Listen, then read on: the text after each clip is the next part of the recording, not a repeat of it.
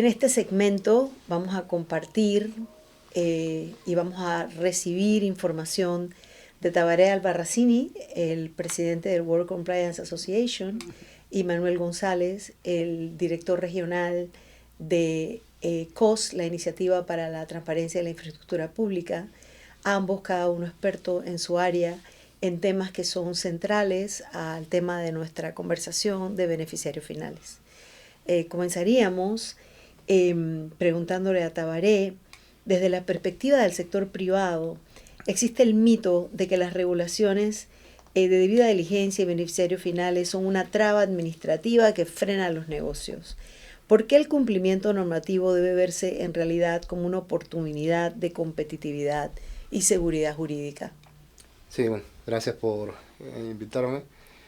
Bueno, desde World Compliance siempre hemos pensado que cumplimiento, y desde que nació el capítulo hace 6 años, que justo este mes cumplimos 6 años en Panamá, que cumplimiento, desarrollar una cultura de cumplimiento tanto en el sector público como privado es el futuro de los negocios. ¿A qué me refiero con el futuro de los negocios? Con la experiencia que tuvimos los agentes residentes de implementar el beneficiario final, estaba ese preconcepto que poner cumplimiento, poner el tema de beneficiario final era un obstáculo o una barrera para hacer negocios. Y lamentablemente también muchas veces tanto el sector público como privado ven el departamento de cumplimiento o el tema de cumplimiento como un obstáculo, ¿no? Cuando no ven que en realidad es una inversión que ayuda a transparentar y a abrir mercados. Esto lo tenemos que ver desde el punto de vista de libre mercado, que al final transparentar este tipo de iniciativas ayuda a que haya mayor competencia y que empresas que estén con los mismos estándares quieren participar en el mismo sistema económico que respeta las reglas.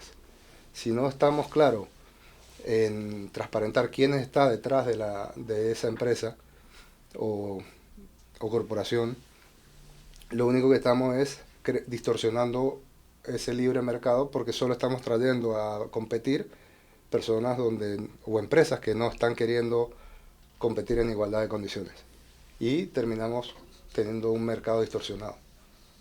Bueno, eso tiene un nuevo nombre que lo mencionamos en el segmento anterior, y a nivel internacional en el mundo de la transparencia y la lucha contra la corrupción le llamamos capitales corrosivos, que son las inversiones, los inversionistas y el capital que precisamente están buscando sistemas que les falta transparencia, que les falta, que todavía tienen espacios de opacidad o discrecionalidad donde pueden entrar, porque lo que están buscando es precisamente esa falta de normativa. Me gustaría preguntarle a Manuel, que además pues, es un orgullo que es panameño, pero lidera la estrategia de COST en América Latina, identificando oportunidades dentro de la región y prestando apoyo técnico para lograr los estándares de transparencia COST en la contratación pública de infraestructura. Es decir, no es sector privado, es el sector público, pero obviamente pues se trata muchas veces de contratistas privados que entran a dar el servicio al sector público. En ese sentido, los proyectos de infraestructura mueven millones en fondos públicos y son históricamente los más expuestos a riesgos de opacidad. Desde la perspectiva de los estándares COST de transparencia, ¿hacia dónde va la tendencia internacional en la divulgación de beneficiarios finales en grandes obras públicas y cómo se relaciona con lo que mencionaba Tabaré con respecto a un campo de juego nivelado que tenga ese estándar de transparencia en cuanto a quiénes son los dueños reales de los contratistas? Bueno, muchas gracias Olga y Ana Carolina por esta invitación. Para mí es un honor desde COS siempre compartir nuestra experiencia. Como saben, yo estoy liderando ahorita mismo América Latina. Y en América Latina, hablando de tendencias, tenemos una fuerte implementación en Chile a través de la Oficina de Compras Públicas, que siempre nos ha marcado la tendencia regional hacia dónde ir en compras públicas, donde acaban de publicar toda la información de los beneficiarios finales de sus empresas y todo el mundo tiene acceso a esta información. digo, si no tienes miedo a nada, puedes transparentarlo y puedes acceder a la información. Ecuador también tiene una normativa muy interesante y probablemente la más tendenciosamente más fuerte, y tiene algunas críticas todavía de cómo se está implementando, pero también es una ruta en que Panamá fue bastante precursor en la región. Digamos que pensábamos que íbamos bien, pero al momento de implementar nos hemos caído realmente. Como país todavía no hemos podido interconectar los dos sistemas que tenemos en cuanto a compra pública. A propósito de la infraestructura pública, es donde más capital, donde más dinero público hay invertido, y por ende los ciudadanos debemos conocer quién se está ganando esos contratos, quiénes son los beneficiarios de estas empresas y hacia dónde está yendo el dinero. Si el dinero se queda en Panamá, a las empresas panameñas, o se va a China, o se va a Europa, o se va a Colombia, o se va a Brasil, hacia dónde se está yendo los dineros públicos de las ganancias producto de los contratos de infraestructura pública, porque la infraestructura pública no es únicamente construirla y entregarla, sino que también puede obedecer a una política pública de inversión y de reinversión del capital. Entonces, sigue siendo el Reino Unido, digamos, el principal referente en tema de beneficiarios finales. Nosotros desde COS lo que estamos ahorita mismo haciendo es conectando ambos estándares para que el estándar de COS tenga dentro de sus requisitos y recomendaciones en toda la región y en todo el mundo la parte de beneficiarios finales, para conocer quiénes son los dueños de las empresas que licitan, desde la etapa de licitación, quiénes son también las personas finales dentro de las instituciones que están adjudicando los contratos de infraestructura, y tratar de cruzar esos datos pasando por la ejecución, contratistas, subcontratistas, y así poder llegar, digamos, a todo el esquema, ¿no? Con un enfoque muy importante también, hablando un poco de geopolítica o metiendo el tema en la mesa, de dónde son las empresas. Hemos tenido el metro de Bogotá, por ejemplo, la línea 2, hubo un tema de colusión, porque habían 3 empresas del mismo grupo económico y el proyecto se cayó en su primera licitación. Eso es algo que preventivamente se puede atender si el dato es público y accesible, y no gastas 3 años de tiempo y mucho recurso en una etapa de precalificación de una licitación, ¿no? Entonces, ahorita mismo en la línea 2, en su segunda corrida de la licitación de precalificación, sí se atendió el tema, y obviamente está corriendo regularmente como una buena práctica en un megaproyecto a nivel internacional. Y yo creo que es que con ese ejemplo que acabas de dar de Colombia, a veces siento que en el debate nacional se queda un poco en compartir los estándares internacionales, y a veces eso se siente como una experiencia lejana. Yo creo que, claro, escuchar ejemplos de otros países es importante, pero también yo creo que es importante traducir cómo esos estándares internacionales de buenas prácticas, en particular de transparencia de beneficiarios finales en contrataciones públicas, se traducen en una mejor competitividad para las empresas locales. Entonces, Tabaré, queríamos preguntarte, ¿cómo piensas que afecta todo este clima de opacidad y simulación de competencia en contrataciones públicas a las empresas que sí son éticas, que sí invierten recursos en cumplimiento, en estructuras de gobernanza, que sí quieren jugar con una cancha nivelada, ¿no? Entonces, ¿qué piensas al respecto? No, como dice Manuel, justamente, ¿quién es el mayor perjudicado? El que hace las cosas bien. Ese es el primero que está afectado a la hora que las reglas de juego te las cambian en el minuto 90, básicamente.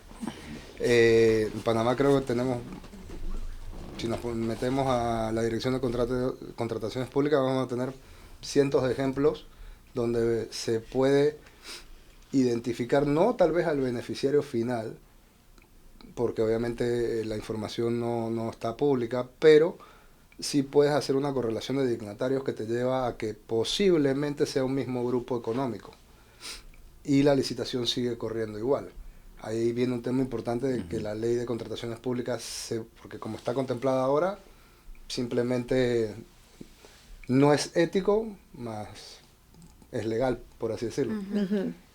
Lamentablemente. Entonces sí tenemos que impulsar para que esos cambios se den en el país, porque obviamente en ciertos proyectos son imposibles que no ocurran esto, sobre todo entre más grande el proyecto.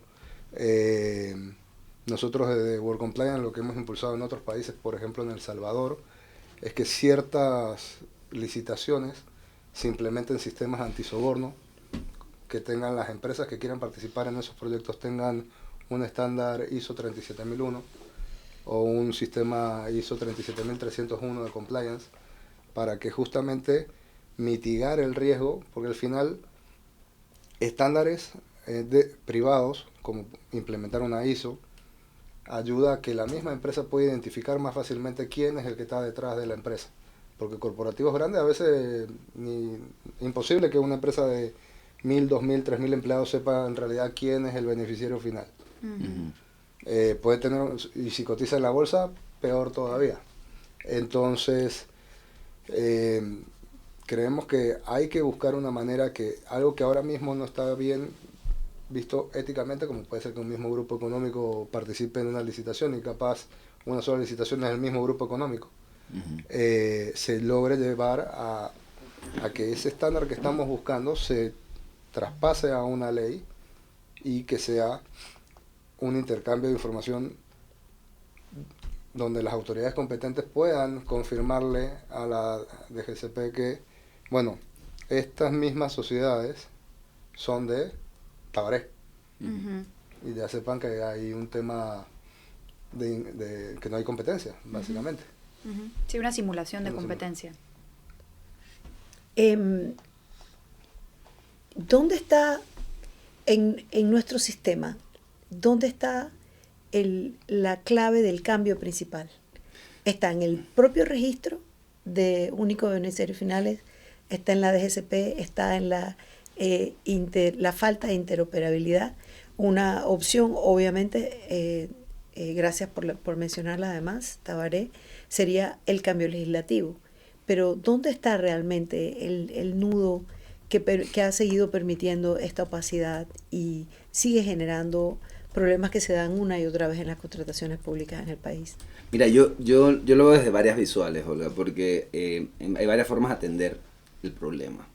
Y hay varios países que lo han hecho. Una forma es la interconexión. Si las instituciones hicieran su trabajo como les pide la norma, si se interconectara el registro único de beneficiarios finales que maneja la DGCP con el registro único de beneficiarios finales y entraran TAI y digamos las instituciones que ya tenemos, porque Panamá es un país con una legislación, digamos, que se pusiera en marcha y si hubiese acceso a un tercero fiscalizador y si pudieran hacer estudios, podríamos tener muchos casos que no sabemos porque como no se interconectan, como digamos que nadie está haciendo nada.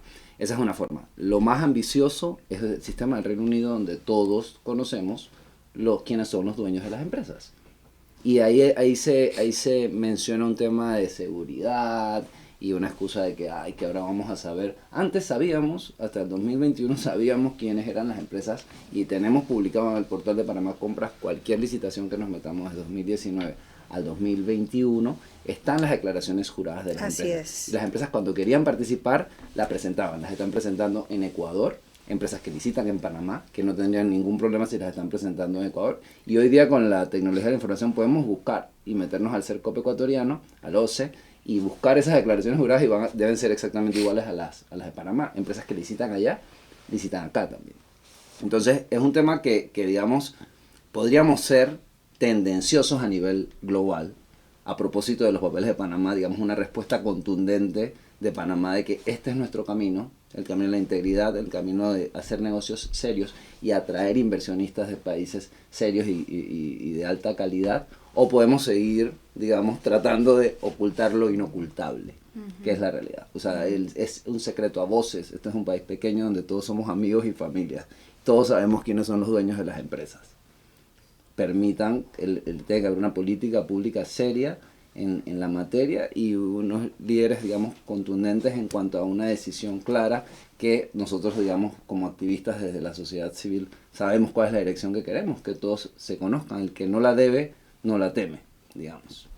Creo que ahí hay un tema importantísimo y es que nuestro sector privado, Panamá es un país que ha salido siempre adelante por el empuje de su sector privado.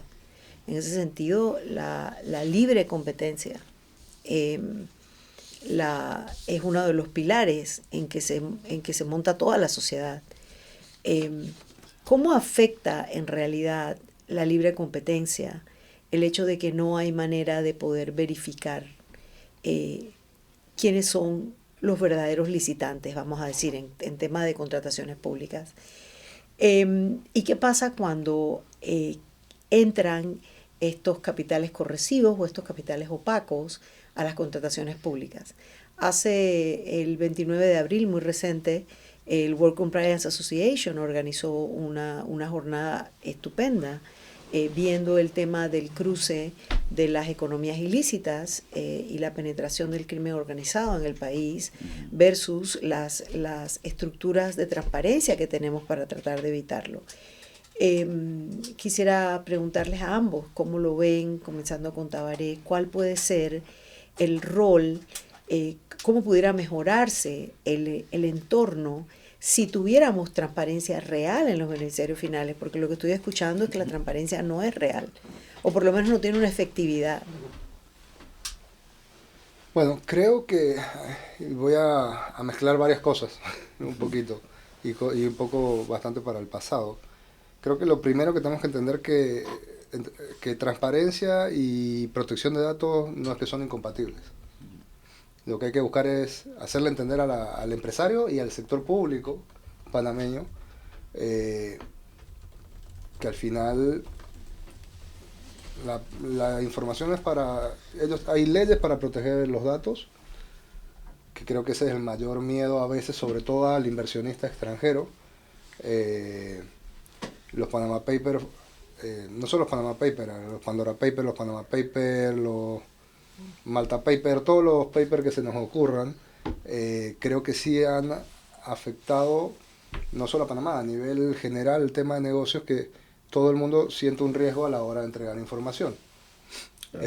Uno como agente residente, conseguir la información del beneficiario final, sea la persona que va a abrir, es que ya no hay un negocio, lamentablemente, que no se tenga un riesgo. Hoy en día es más riesgoso ser agente residente de un salón de belleza que de un banco. Uh-huh. Entonces, ese tema es para mí el medular problema de todo este asunto, ¿no? Porque tenemos que buscar la confianza del beneficiario final que nos entrega la información y que se sienta seguro que esa información va a estar protegida, que no se va a filtrar, que no va a llegar a ningún otro lado, que no sea la autoridad competente, que en este caso es la Superintendencia de Sujetos No Financieros. Uh-huh. Entonces creo que esa es la tarea que tenemos que buscar como sociedad civil, como sector privado, como sector público, que el inversionista se sienta seguro en venir a Panamá, que esa información privada va a estar segura. Porque hay mucha gente que ya no siente que el sistema panameño sea seguro, y sea bueno o sea malo. Y les voy a dar un ejemplo que se me viene rápido a la mente cuando fueron los Panama Papers en Argentina, a un expresidente, no hay problema si digo el nombre, Mauricio Macri salía de una sociedad de los años 80. Uh-huh. Él sale en la sociedad. Uh-huh. Y en Argentina hicieron todo un escándalo porque él salió de una sociedad donde está transparentado porque él estaba ahí. Y en esa época ni siquiera existía el tema de beneficiario final. Pero solo el hecho, y tampoco era una información, sí, se filtró y era más fácil buscar la sociedad, pero tú podías buscar simplemente la sociedad y ibas a encontrar que Mauricio Macri salía de la sociedad. Pero se creó un morbo, por así decirlo, que afectó en ese caso a esta persona, ¿no? Y al final es más fácil encontrar los datos de una sociedad anónima panameña que una argentina. O sea, hay mucha más opacidad en Argentina que en Panamá. Encontrar el beneficiario final, encontrar una sociedad en Argentina es bastante complicado. Entonces creo que esos sucesos que hemos tenido sí han afectado a entender a la gente esto, que la protección de datos y la transparencia no son incompatibles, son compatibles. Lo que nosotros tenemos que brindar como sector privado y el sector público es que ese inversionista que viene a Panamá sienta que su información y su data va a estar segura. Uh-huh. Porque si no se siente seguro, se va a ir a otro lado. Uh-huh. Claro. y que esa información, una vez que reposa acá, se va a utilizar solamente para las autoridades competentes que tenga establecida la ley en este momento, que pueda tener modificaciones posteriormente, ¿no? Obviamente tiene que haber una mejora de comunicación entre instituciones, ejemplo justamente lo que estamos hablando de la DGCP con el RUF, porque ellos tienen la data. Si digamos, si en los últimos meses que había todo el palabra no es conflicto, no, digamos el debate de si la información es confidencial o no del beneficiario final. Bueno, no me la quieres entregar a mí, perfecto, pero ustedes como instituciones intercambien la información y verifiquen eso, si hay un conflicto de interés, si es el mismo grupo económico, si es un criminal y es del crimen organizado. En Panamá es un secreto a voces que no queremos hablar, pero es una realidad latente que ya tenemos, que el crimen organizado está metido en nuestro sistema. Está en el sistema bancario, está en el sector privado, está financiando desde campañas políticas hasta empresas, pero tenemos que hablarlo. Tenemos que hablarlo. Lamentablemente ya el problema lo tenemos. Antes lo veíamos lejano, no. El problema ya lo tenemos acá, ahora, está sucediendo. El ejemplo del evento que mencionó Olga del 29 de abril es un ejemplo. Ahí se habló y se mostró. Ya hay cosas que están ocurriendo en el país. El crimen organizado está. Y hay que entender que los estamentos de seguridad persiguen al criminal, pero no son después los que van a llevar la información al fiscal para que él levante, haga un proceso y judicialice. Ellos lo único que están evitando es que el acto criminal que se está dando en el momento deje de ocurrir. Pero ahí tienen que entrar los demás órganos para que eso no quede en un hecho aislado y eso termine en un proceso y se pueda llegar a ver finalmente quién está financiando esa actividad ilegal y ese dinero a dónde va y dónde se incorpora después. Y al final si afinamos el ángulo, porque el registro único de beneficiarios finales es pues para todas las empresas, independientemente de la actividad comercial que tengan, la obligación de los agentes residentes y demás. Pero cuando nosotros estamos hablando en este tema, contrataciones públicas, que estamos hablando que esto es dinero público. De los dinero impuestos que pagamos todos. Todos, del Estado panameño, que le está pagando a una empresa que en principio compitió en un marco equitativo, en igualdad de condiciones con otras que participaron y cumplió con los criterios para ganarse, para tener esa ganancia y aceptó esas condiciones, por supuesto. Nosotros sentimos, y no sé qué piensan ustedes, que el dinero público, desde donde venga y hacia donde se destine, tiene que estar sujeto a otro estándar. No puede estar sujeto al mismo estándar de una actividad privada entre dos empresas. Entonces yo creo que si nosotros afinamos el ángulo pensando, inclusive hay que, por supuesto, las consideraciones de seguridad que mencionas son claves en ciberseguridad y hemos visto el último año todas las fallas que tienen las distintas instituciones del Estado panameño en temas de seguridad de la información privada. Pero creo que tenemos que verlo también desde el punto de vista específicamente de contrataciones públicas.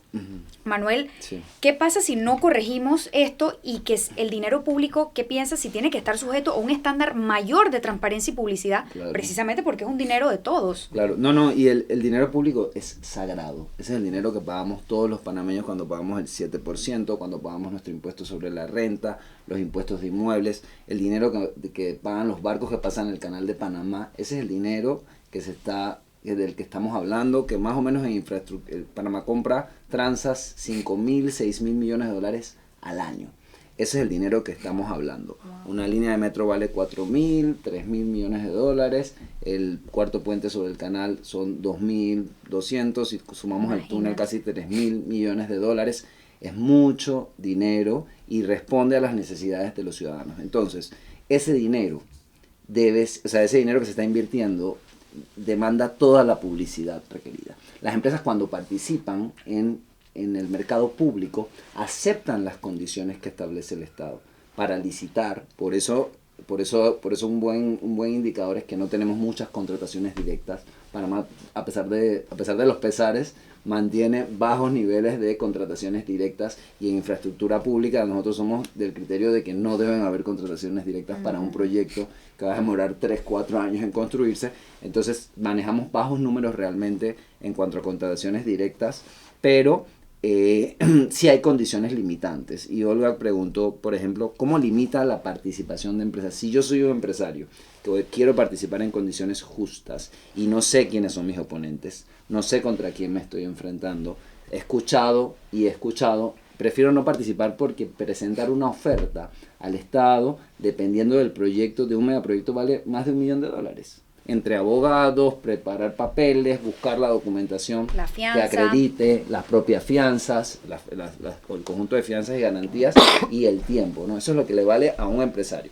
Nosotros actualmente estamos con números bastante bien en cuanto a participación de empresas. Lo que no tenemos es diversidad de inversiones. Tenemos muchas empresas, poca participación de Norteamérica, Estados Unidos y Canadá. De empresas mexicanas sí están participando, pero empresas estadounidenses, muy pocas empresas estadounidenses están participando en el mercado panameño, muy pocas empresas europeas participan en el mercado panameño, con algunas excepciones de alguna que otra empresa, bueno, empresas españolas, portuguesas y una que otra austríaca que están participando, pero hay poca inversión porque es de alto riesgo, porque somos, como decía Olga al principio, tenemos un sistema vulnerable, y donde hay muchas vulnerabilidades en el sistema de compras públicas, las empresas no quieren participar, por ende tenemos peores ofertas en cuanto a calidad y a precio.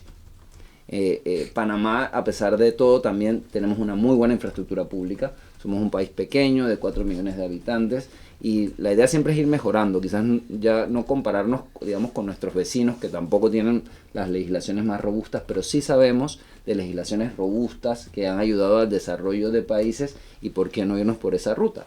¿Por qué quedarnos rezagados, digamos, en una legislación que no se puede implementar correctamente si podemos ser la punta de lanza de América Latina? ¿Por qué no vernos más grandes de lo que usualmente nos vemos y marcarle una línea en este sentido a los compañeros de Centroamérica, a los otros países de Sudamérica que también están, digamos, debatiendo estos temas, y hay cortes constitucionales como la mexicana que acaba de fallar que los beneficiarios finales en contratación pública deben ser de público acceso, por lo mismo que tú mencionas, Ana Carolina, porque es dinero público.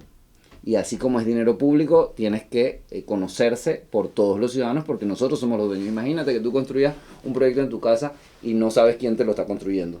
Y de repente te lo construyó tu enemigo, tu vecino con el que no te llevas. Así de claro es. Es dinero de todos nosotros. Nosotros tenemos el derecho de saber quiénes son los dueños y hacia dónde se está yendo el dinero del dinero, porque así mismo se puede ir, como menciona Tabaré, hacia el crimen organizado.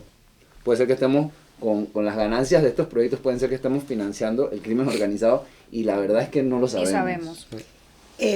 Entiendo entonces que el sistema como está, y de acuerdo a ambos, no tenemos un sistema que realmente genere la prevención de todos estos fenómenos. Porque me he quedado pensando en el inversionista que dice, si mi información no está segura, entonces quizás no quiero ir a esta legislación o no quiero ir a este sistema. Y me quedo también pensando en que si ese inversionista sabe que viene en el caso de contrataciones públicas, a un acto de contratación pública, tiene que estar en otro estándar de transparencia, que es lógico. Y la iniciativa COS, cuando nace, en el 2010, 2011, nace como una iniciativa para prevenir los fenómenos de corrupción, los fenómenos de colusión, los fenómenos que se dan en las contrataciones públicas, que pueden ser inclusive fenómenos de impericia o de ineficiencia, que causan enorme cantidad de costos al Estado. Entonces, en este momento, ¿qué tenemos que tener en el sistema, o cómo debería transformarse el sistema que tenemos para lograr que sea preventivo? Para evitar entonces que estemos corriendo detrás del tren cuando ya partió de la estación, que estemos con el fiscal que no logra completar las pruebas, que estemos con las 3 empresas que en realidad eran el mismo grupo y simularon una. ¿Cómo puede el sistema cambiar para que fuera preventivo? Sí, creo que son varias cosas que tenemos que cambiar, y no es solamente la ley de contrataciones públicas. Tenemos que mejorar desarrollar la responsabilidad penal de la persona jurídica. Ese es el punto medular. ¿Por Claro. qué?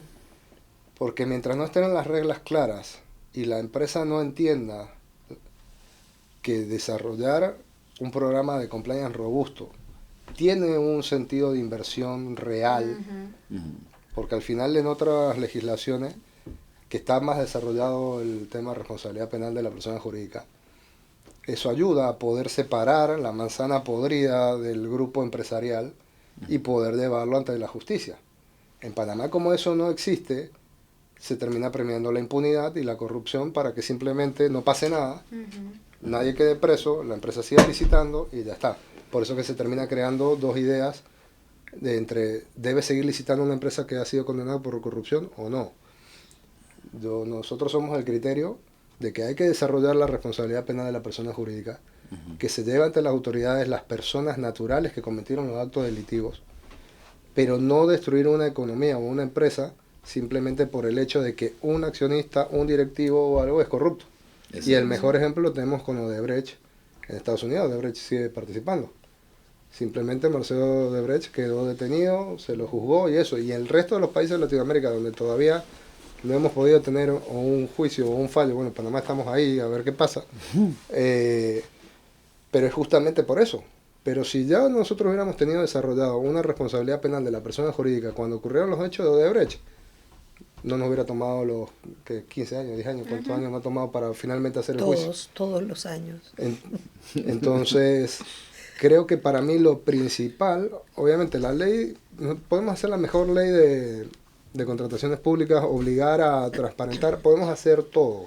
Porque al final el debate verdadero no tiene que ser transparencia menos privacidad, no, tiene que ser que las empresas tengan unas reglas de juego claras y que tengamos un sistema penal robusto para poder perseguir el delito empresarial, básicamente. Sí, sí. Yo también, bueno, comparto bastante el criterio, pero sí creo que también debemos, entre más esfuerzos se hacen de forma preventiva, menos tenemos que irnos a los juzgados a confiar en el sistema judicial, que esos son otra harina, otro costal.